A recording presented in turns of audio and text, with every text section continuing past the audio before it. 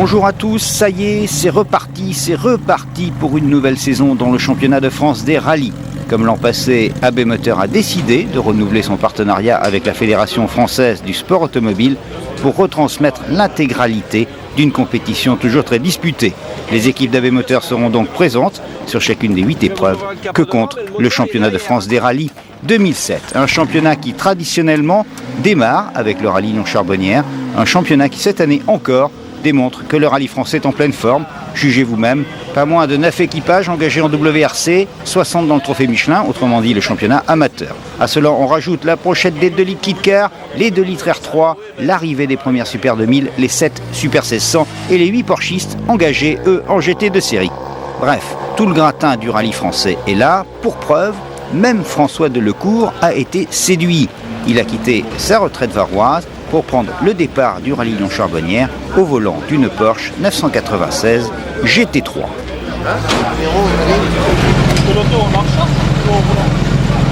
J'avais quand même tiré un trait et je croyais que c'était totalement terminé. Puis il y a eu cette possibilité de remonter dans une Porsche qui est un véritable souvenir de gosse, de conduire une Porsche un jour en rallye, que ce soit en championnat de France, voire même en mondial, parce qu'on envisage de participer au Tour de Corse. Je pense que ça risque de se faire en tout cas. Et c'est vraiment une voiture merveilleuse de revenir sur les routes de France avec cette voiture. Pour moi, c'est un plaisir. Le retour de Delecourt en championnat de France pour le plaisir, mais pas uniquement. François a toujours été très impliqué, on le sait, dans ses actions. Alors au-delà du plaisir, il y a une démarche, on va dire, beaucoup plus politique. À la limite, il faut pourquoi pas espérer d'autres pilotes de mon calibre, un petit peu des pilotes du mondial, un peu à la retraite, de revenir sur ce genre de voiture. Faut imaginer de voir peut-être des Ferrari, même sur les routes de France, des Aston Martin, des Porsche, et ça va peut-être aussi ramener les spectateurs. Il faut également des petites voitures, mais je pense que ces voitures-là attirent beaucoup de monde. Alors donc c'est pour ça que vous avez choisi cette catégorie GT ? C'est pas pour ça que j'ai choisi pour la Porsche essentiellement parce que je vous dis c'est la conduite, c'est une atmosphère, c'est le bruit, c'est 1000 paramètres qui m'ont décidé de revenir. Plus la propulsion que vous connaissez bien quand même. La propulsion, je connais pas trop mais c'est mon état d'esprit, ouais. C'est une conduite que j'aime et que j'adopte particulièrement, même s'il faut pas rêver, il faut pas trop en rajouter avec ce genre de voiture parce qu'après le chrono il en prend un coup aussi. Et comme toujours chez Delecourt, le naturel reprend le dessus. Outre le talent, outre le franc-parler, la nécessité absolue de gagner demeure.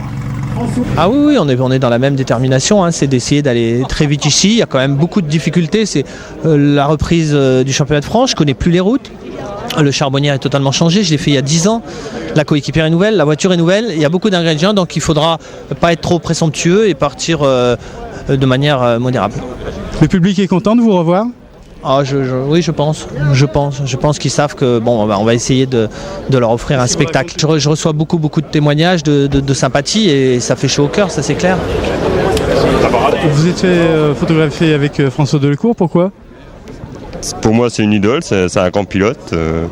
C'est la première fois que je le vois en vrai, donc je voulais prendre une photo avec, c'est tout. Quelle image vous gardez de lui lors du mondial par exemple ? Pas vraiment du mondial, pas de championnat de France, pilote hyper spectaculaire, le pied dedans tout le temps, c'est un grand pilote. Il était copiloté par un Vosgien. En plus. Et vous, quel souvenir vous gardez de Delecourt ? Chez la Ford, grandiose. 109. La Ford, oui. On l'a dit, le Cru 2007 est exceptionnel. Avec les WRC tout d'abord, celles qui vont jouer le titre, toutes catégories confondues, comme on le dirait dans le Noblard. Et parmi celles-ci, les 3 Peugeot 307 font figure d'épouvantail.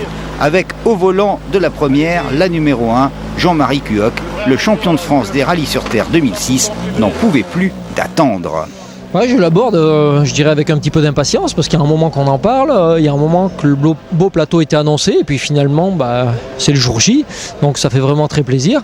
Et puis s'il n'y a pas de concurrence, c'est pas marrant. Alors là, c'est bien parce qu'il y a tout ce qu'il faut à tous les niveaux et le soleil est au rendez-vous, rien à dire. Bon, vous avez quand même l'avantage, c'est que vous connaissez quand même mieux l'auto que vos 2 autres compères quand même. C'est vrai que pour une fois, par rapport à d'habitude, notamment au Touquet l'année dernière, où j'avais pas roulé en asphalte pratiquement avec la voiture, là on a 2 rallyes de championnat de France, le Monte-Carlo, donc c'est un plus. Et puis c'est peut-être des petits automatismes, c'est un petit plus. Maintenant, je ne me fais pas d'illusions pour mes petits copains, ils ont dû essayer leur voiture et ça va bien aller aussi pour eux aussi. Alors justement, quels sont les petits copains à surveiller ? Les deux autres 307, c'est vrai que je pense que ça va être à suivre. Il y a même une quatrième 307 aussi. On va regarder. Mais moi, mon principal souci, c'est d'essayer d'être bien à l'aise au volant de la voiture. Et puis, si on est à l'aise au volant, après, il y a moyen d'aller à la bagarre. Deuxième 307, la numéro 2, pilotée par Patrick Henry. Souvenez-vous de Patrick Henry, c'est lui qui l'année dernière avait jeté l'éponge, arrêté sa saison, car il n'arrivait pas à régler sa voiture, la Citroën Xara WRC. Aujourd'hui, il est de retour, c'est tant mieux, ça nous fait bien plaisir, et à lui aussi d'ailleurs. 2006 restera donc comme un mauvais souvenir, une année à oublier. C'était l'année dernière. Mais non, on ne peut pas dire un mauvais souvenir. On avait pris l'option, on avait bien réfléchi sur ce qu'on voulait faire. Bon, ça n'a pas marché comme on voulait, on a arrêté. On a pris vraiment avec le partenaire l'option de dire on arrête et on n'a pas regretté parce que l'arrêt, la décision, c'est moi et Alexandre Michel, le patron de Transalliance, qui avons décidé d'arrêter. Donc on était vraiment sur la même longueur d'onde. Ça ne servait à rien de continuer dans la voie là. Donc il n'y a pas de regret. Il y a le regret d'avoir abandonné la compétition pendant 8 mois, mais sinon le regret, l'option de la Xara était une bonne option. Ça n'a pas marché comme on voulait. Tant pis, maintenant on regarde sur 2007 et on verra cette année. Patrick Henry n'a pu faire qu'une journée de roulage, plus pour retrouver ses sensations derrière un volant que pour effectuer des réglages techniques. Et pourtant, ce Lion Charbot n'a pas l'air de le stresser particulièrement. Merci beaucoup. On le sent bien. On le sent bien. Maintenant, on verra par rapport au chrono des autres, quoi. Toujours pareil, sur une base d'essai, c'est facile, on est tout seul, ça marche, voilà. Maintenant, après, quand il y a le chrono en face des autres concurrents, et puis qu'on est dans la course, c'est pas pareil, ça n'a rien à voir.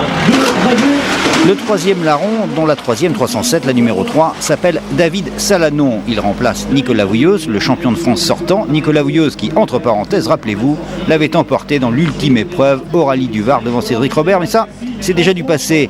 Premier départ, donc, au volant d'une WRC préparée par BSA pour David Salanon. Et c'est une chose fabuleuse qui nous est arrivée fin d'année 2006 quand on a appris qu'on faisait partie du programme IACO 2007 et qu'on succédait à Nicolas Vouilloz. Donc c'est vrai que pour nous qui venons vraiment du milieu amateur par rapport à des gens comme Nicolas et Alex Benguet, c'est vraiment une chose fabuleuse.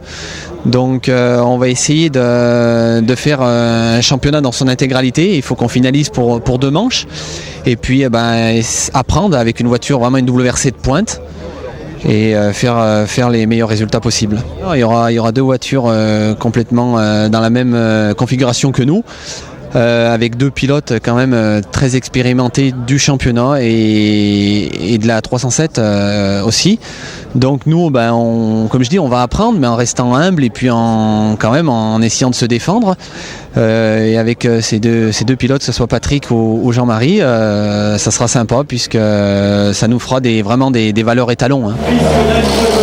Voilà pour les favoris. Le titre de champion de France des rallyes 2007 devrait donc se jouer entre ces 3-là. Et pourtant, gardons-nous des pronostics trop évidents. Face à eux, il y a des adversaires de talent en la personne de Christian Jacquillard, le quintuple champion de Suisse sur une Ford Focus WRC, ou encore l'ex-Cartman Sébastien Chetaille sur l'autre 307 du team BSA, ou encore le très expérimenté Hervé Knapik sur une Subaru Impreza.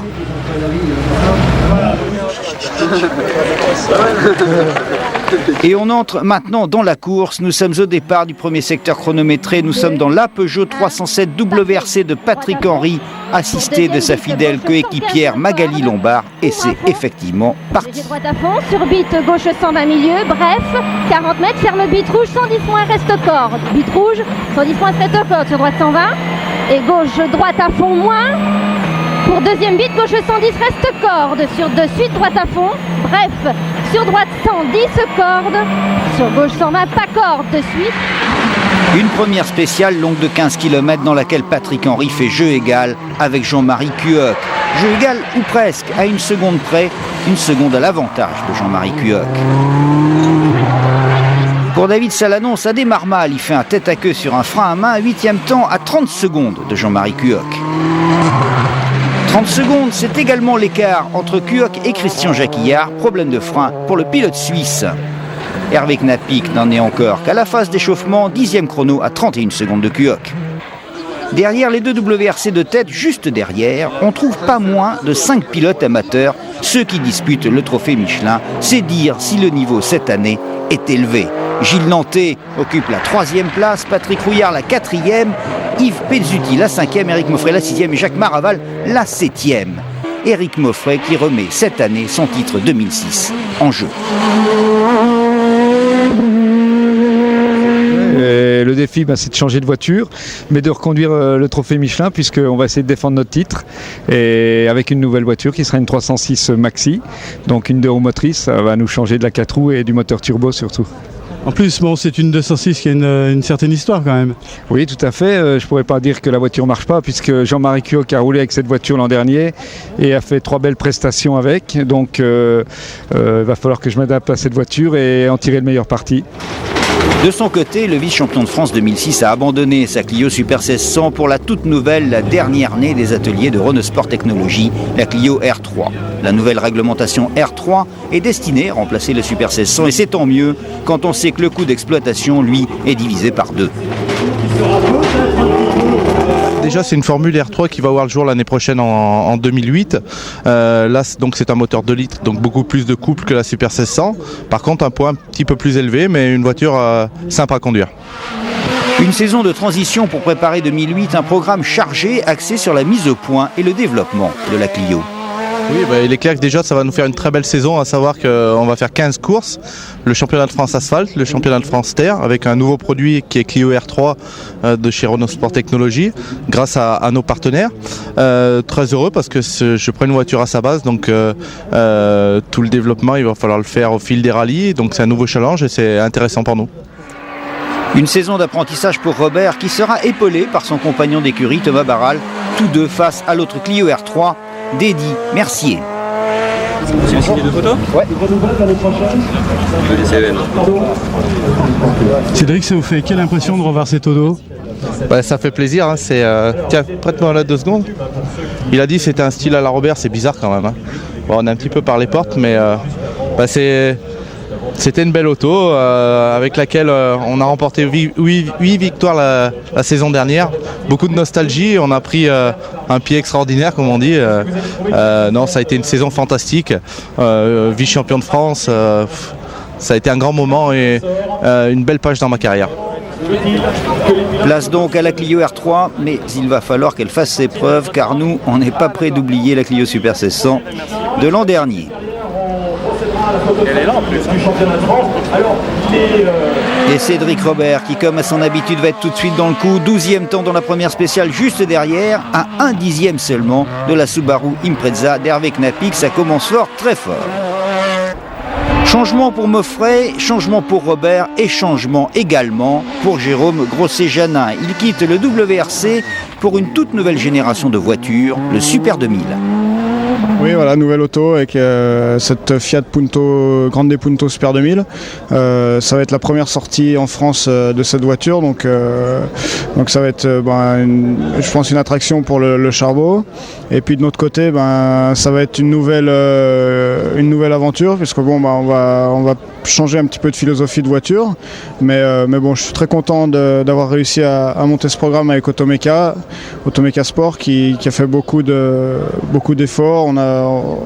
Ça a été monté très tard. Bon, on est là et c'est vraiment une grande chose. Ça y est, c'est parti, et bien parti, le Lion Charbot est lancé. À l'arrivée des 14 km de l'ES2, Rontalon, Saint-Sorlin, Henry, Cuoc, Salanon, les 3 Peugeot 307 WRC pointent dans cet ordre et dans la même seconde. Cuoc conserve sa place de leader au scratch avec 5/10 d'avance sur Henry, alors que Salanon conserve son handicap du premier chrono. Il est à 30 secondes de Jean-Marie Cuoc. Patrick Rouillard profite de la sortie de route de Gilles Nanté pour s'emparer de la première place dans le trophée Michelin. 85.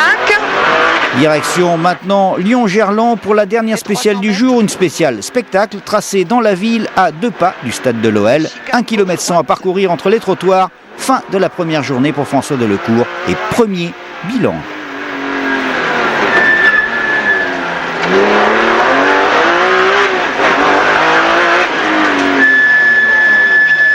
J'ai pas pris de risque. 42 secondes. Donc là, on est en tête du groupe et c'est ce qu'on veut. De toute façon, on n'est pas là pour se mesurer au WRC, mais je pense que demain, on a beaucoup de marge et on va grappiller des places et essayer de se rapprocher à une kill des WRC, c'est un petit peu le but. Donc on tâtonne, on règle la voiture parce qu'on était un petit peu à côté de nos pompes dans la première spéciale, des coupures moteurs aussi, des petits problèmes. Et on va arriver à mettre tout ça sur pied. C'est terminé également pour le trio de tête. Premières impressions et premières analyses. Pour un retour, c'est bien. On a vraiment fait deux bols spéciales. Bagarre avec les 307, mais bon, il fallait s'y attendre. On est vraiment satisfait de rentrer ce soir en tête. Bon, pas beaucoup, hein, mais au moins, il n'y a pas eu des grands écarts. Je pensais qu'il y aurait un peu plus d'écart. Maintenant, demain, il reste une grosse journée. Donc on verra demain, mais c'est sympa de rentrer ce soir en tête, même avec une seconde d'avance. Une synthèse positive, ça s'est bien passé dans les spéciales. On est là ce soir, il n'y a pas de gros écarts et puis ça promet une belle journée pour demain, une belle bagarre. Alors d'où vient vous étiez premier sur les 2 premières spéciales, c'est uniquement sur Gerland que tout s'est perdu ? Oui, c'est vrai que les spéciales spectacles comme ça, avec les trottoirs, je suis un peu trop prudent. J'ai toujours peur de faire une bêtise là-dedans. Et donc je l'ai prise tranquillement. Voilà, c'est vrai que ça fait un gros écart par rapport à la distance. J'ai surconduit au début, j'ai fait une petite faute à 10 km/h, j'ai tiré le frein à main un peu trop fort, donc on a fait tête à queue et puis on a perdu à la caméra 34 secondes, soi-disant. On est à 30 à l'arrivée. Après, dans la deuxième, j'ai dit on va essayer de complètement s'enlever la première spéciale de la tête et puis de rouler. Donc dans la deuxième, on est tous dans la même seconde à 6-7 dixièmes, donc c'était bien. Et dans la super spéciale, on a roulé. Bon, c'est une super spéciale, mais c'est vrai que le frein à main, on l'a pas manqué là cette fois. Donc à l'arrivée, c'était bien. Samedi matin, il fait beau dans le Beaujolais et la journée s'annonce longue, très longue. 9 spéciales à couvrir avant l'arrivée ce soir dans la petite ville de Charbonnières-les-Bains. Un début de deuxième étape musclée, 30 km à parcourir avant d'atteindre l'arrivée à Chirouble. Nous sommes dans la spéciale numéro 4, une spéciale qui ne va pas faire les affaires de Patrick Henry. Tête à queue juste après le départ, il perd 18 secondes. Cette journée démarre mal. Ce n'est en revanche pas le cas pour David Salanon qui s'initie le meilleur chrono et refait une partie de son retard. Il n'est plus qu'à 12 secondes de Patrick Henry. De son côté, Jean-Marie Cuoc a roulé à son rythme, un rythme malgré tout soutenu puisqu'il ne concède qu'une seconde à peine, 9 dixièmes exactement, à David Salanon. Et au classement général, Cuoc a repris la tête devant Henry à 16 secondes et David Salanon à 28. Avec un 4e chrono, Patrick Rouillard est toujours 4e, malgré une pénalité de 10 secondes pour avoir pointé en retard. Son copilote, en effet, s'est trompé sur le routier, ça arrive de temps en temps. Enfin, le principal, c'est qu'il conserve la tête dans le trophée Michelin. Devant Éric Moffret qui s'habitue plutôt vite à la 306 Maxi, il n'est qu'à 17 secondes de Patrick Rouillard. Et suivent les autres 306 Maxi, celle d'Yves Pezzuti tout d'abord, 6e au général, et de Jacques Maraval ensuite, Maraval en 7e position. 40 mètres gauche à fond, allez. Spéciale suivante, la 5, Marchand Saint-Cyr-le-Château, une longue spéciale également, 25 km, nous sommes dans la voiture du leader, dans la Peugeot 307 WRC de Jean-Marie Cuoc. Épingle gauche, un câble, allez, épingle gauche, un câble, on tape plus, hein.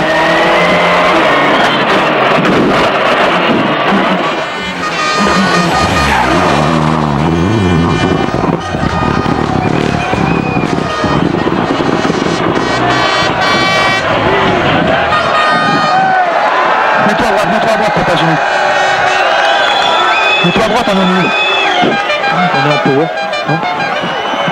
T'as une vitesse. Mets-toi là. Poussez.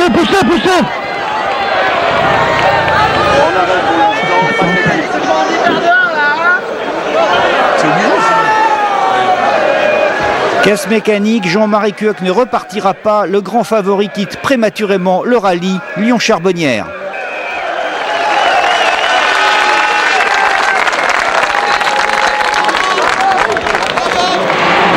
La porte est donc maintenant de fait ouverte pour Patrick Henry qui s'empare du commandement. David Salanon est à la deuxième place, à 11 secondes et demie de Patrick Henry. Avec 3 temps scratch d'affilée pour Salanon, l'écart se réduit entre les deux hommes. Mais dans le chrono suivant, le 6e, Patrick Henry arrête l'hémorragie. C'est lui qui réalise le meilleur temps. Salanon perd 2 secondes 4. L'écart est maintenant de 14 secondes. 14 secondes, c'est rien. Tout peut encore arriver.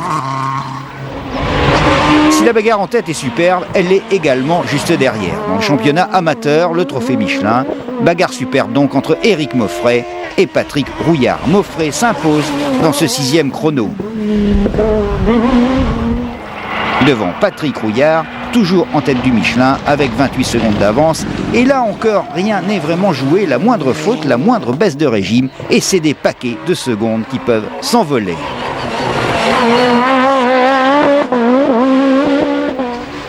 Derrière Rouillard et Moffret, en embuscade encore les 306 maxi de Jacques Maraval et de Yves Pezzuti. Patrick Henry confirme qu'il est maintenant bien dans le rythme. Il s'impose dans les 2 spéciales suivantes, la 7e et la 8e. Devant David Salanon, Salanon qui perd 1 seconde 3 dans la 7 et 6 secondes 6 dans la 8. Patrick Henry rentre donc en tête au regroupement de Tizi avec 21 secondes 8 d'avance sur Salanon. Mais cette avance pourrait bien fondre d'un coup. Henry a pointé en retard au départ de la 7. Il est sous la menace d'une pénalité de 20 secondes. On attend le verdict. Maintenant, on prend 2 minutes de pénalité tout à l'heure. On pointe en retard. Une erreur de calcul. Donc c'est comme ça arrive malheureusement. Mais c'est quand même dur parce qu'elles sont tellement dures à gagner les secondes qu'en donner 20 comme ça. Mais bon, ça fait partie de la course, c'est comme ça. On va essayer de tout donner cet après-midi pour remonter. Dans le trophée Michelin, en remportant les 2 derniers chronos, Patrick Rouillard porte son avance sur Éric Moffret à 34 secondes. Et là aussi, ce n'est toujours pas joué.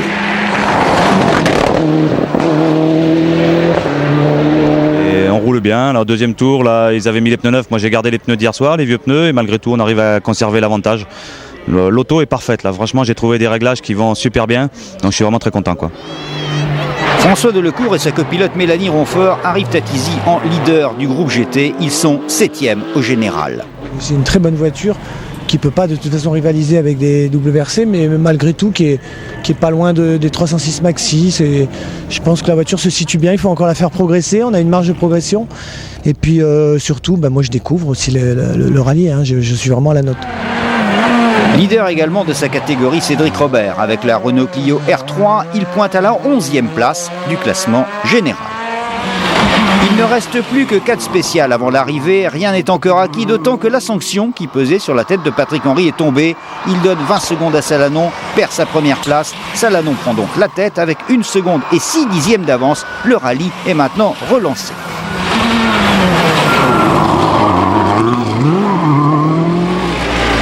Nous sommes au départ du dernier chrono, plus que 14 km de course et ce sera la délivrance pour David Salanon. Avec 11 secondes d'avance maintenant sur Henry, ça devrait, comme on dit, pouvoir le faire. Et ça va bien le faire même car Patrick Henry ne va reprendre qu'une toute petite seconde à Salanon. Salanon remporte donc sa première victoire en championnat de France des rallyes et en plus, c'est le Lyon Charbonnière.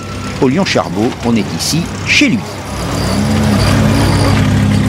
Au fil du rallye, on a vu que de plus en plus, c'était jouable parce qu'on s'était pas fixé. Et quand j'ai vu qu'à 2 spéciales de la fin, on avait un pécule de 7,5, j'ai dit là il faut tenter quand même. On est si proche d'une victoire en championnat. Pour moi, qui vient du milieu de la Coupe de France, c'est magique aujourd'hui ce qui nous arrive. Ouais. Monte sur la 3e marche de ce même podium général et sur la première du championnat amateur, le trophée Michelin monte donc logiquement Patrick Rouillard. Il a dominé de fort belle manière sa catégorie, mais ceci n'a été possible que grâce à la réplique que lui ont donné les Moffret, Maraval ou encore Pezzuti, pour ne citer que dans ce championnat.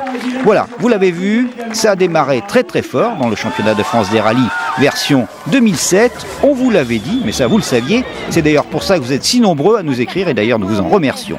En attendant, rendez-vous pour la prochaine épreuve. Ce sera mi-mai au rallye Alsace-Vosges. D'ici là, portez-vous bien. Merci de nous avoir suivis et au revoir. Deuxième bite, extérieur gauche 110 moins. Corde bref, pour droite à fond corde. Pour croix gauche 110 moins, corde bref. Ferme après, bosse sans long. Ferme après, bosse sans long. 80 mètres. Bite extérieure, droite 95 plus. Il ouvre à fond et à fond 200 mètres. Extérieur, droite 110 moins corde. 150 mètres. Serre à droite, épingle gauche, relance.